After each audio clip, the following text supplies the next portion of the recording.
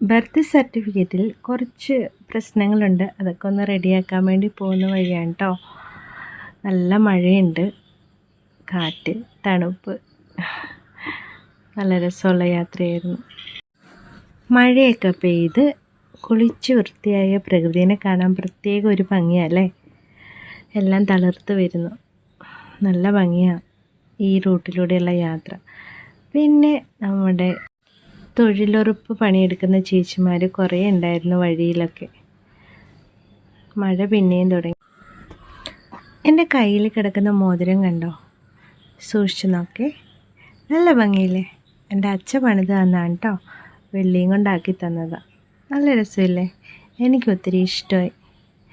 പ്രകൃതിൻ്റെ ഭംഗിയൊക്കെ കണ്ടുപോകാൻ വേണ്ടിയിട്ട് എനിക്ക് ഭയങ്കര ഇഷ്ടം, സൈഡിലിരിക്കാൻ വേണ്ടിയിട്ട്. എല്ലാവരും സൈഡിലിരിക്കാൻ കൊതിക്കുന്നവർ തന്നെയല്ലേ. മഴയെ പ്രണയിക്കാത്തത് ആരാ അല്ലേ? എനിക്കിങ്ങനെയുള്ള സിൽവറിനോടൊക്കെ ഇഷ്ടം. സ്വർണ്ണം ഒരു തരി എനിക്കില്ല. ഈ സ്ഥലത്തൂടെ പോകുമ്പോൾ ശരിക്കും നെഞ്ചൊന്ന് പെടയാറുണ്ട്. ശരിക്കും നമ്മളൊന്ന് ശ്വാസം വലിച്ചു വിടും. 9 കുട്ടികൾ മരണപ്പെട്ടത് നിങ്ങൾ കേട്ടിട്ടില്ലേ? ഇരിക്കൂർ വണ്ടി കയറിയിട്ട്. ആ സ്ഥലമാണ് കേട്ടോ ഇത്. അവരുടെ ഓർമ്മയ്ക്കായിട്ട് പണിതതാണ്. ഇനി വരാൻ പോകുന്നതാണ് മാമാനത്തമ്പലം. ഒരുപാട് ആളുകൾ വരുന്ന ഒരു അമ്പലമാണ്. ഒത്തിരി പ്രശസ്തി ആർജിച്ചതാണ്. ഇതിൽ പോകുമ്പോൾ കണ്ടോ, കാടാണ്. ഇവിടെ എത്തുമ്പം പണ്ടൊക്കെ എല്ലാവരും പേടിപ്പിക്കുമായിരുന്നു. അവിടെ ഒരു യക്ഷി ഉണ്ടെന്നൊക്കെ പറഞ്ഞിട്ട്. ചിലർ പറയും അത് മാമാനത്തമ്മയാണെന്നൊക്കെ. ഏതാണെന്ന് അറിയില്ല കേട്ടോ. എങ്കിലും പലരും കണ്ടിട്ടുണ്ട് എന്നൊക്കെ പറയാറുണ്ട്. ചിലപ്പോൾ ആരെയും പറ്റിക്കുന്നതായിരിക്കാം. നോക്കൂ, ഇതാണ് മാമാനത്തമ്പലം. ഇപ്പം കാണാവേ, ഇതാ ഇതോ.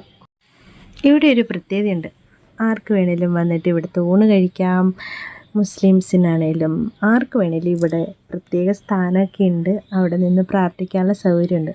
അതുപോലത്തെ ഇപ്പോൾ ഒരു മുസ്ലിം പള്ളി കാണുവേ, നിലാമുറ്റെന്നാണ് ഈ പള്ളീൻ്റെ പേര്. ഇവിടെ ആർക്ക് വേണേലും പോയി പ്രാർത്ഥിക്കാം. ഞാനും പോയിട്ടുണ്ട്. അവിടെ പൊങ്ങി വന്ന ഖബറൊക്കെ ഉണ്ട്. അവിടെ ഇങ്ങനെ മുസ്ലിംസിന് മാത്രമേ പോകാൻ പാടുള്ളൂ എന്നൊന്നുമില്ല, എല്ലാവർക്കും പോകാം. അപ്പം മതസൗഹാർദ്ദത്തിൻ്റെ 2 സ്ഥാപനങ്ങൾ എന്ന് പറയാം ഈ അമ്പലത്തിനെയും പള്ളീനെയും. അതുകൊണ്ട് ഒരു പ്രത്യേക ഇഷ്ടം തന്നെ എനിക്കുണ്ട്. അങ്ങനെ ഞാൻ ഏറ്റവും കൂടുതൽ വേദനിച്ച ഹോസ്പിറ്റലിലെത്തി. ഇവിടെയായിരുന്നു എൻ്റെ സിസേറിയനൊക്കെ. അമ്മയും കുഞ്ഞും ഹോസ്പിറ്റൽ. എന്നാ അടിപൊളിയെന്നറിയോ, എന്തൊരു നീറ്റ്നെസ്സാണെന്നറിയോ, എത്ര നല്ല രീതിയിലാണ് രോഗികളെ നോക്കുന്നതെന്നറിയോ. ശരിക്കും ഒരു പ്രൈവറ്റ് ഹോസ്പിറ്റലിൽ ചെന്ന് വിട്ട അതേപോലെ തന്നെയായിരിക്കും. പക്ഷെ എല്ലാം ഫ്രീ ആണ്. ഗവൺമെൻറ് ഹോസ്പിറ്റലാണ് കേട്ടോ. എന്നിട്ട് ബർത്ത് സർട്ടിഫിക്കറ്റിൻ്റെ കാര്യമൊക്കെ റെഡിയാക്കി. കാരണം അതൊരു റൈവൺ ക്ലാസ് ഉണ്ടായിരുന്നു. അതെല്ലാം എടുത്ത് വെച്ച് സ്റ്റൈലൊക്കെ ആക്കി മെല്ലെ ഒരു സ്റ്റോറിയൊക്കെ എടുത്തിട്ടിട്ട് ഇങ്ങ് പോന്നു. അത്രയേ ഉള്ളൂ.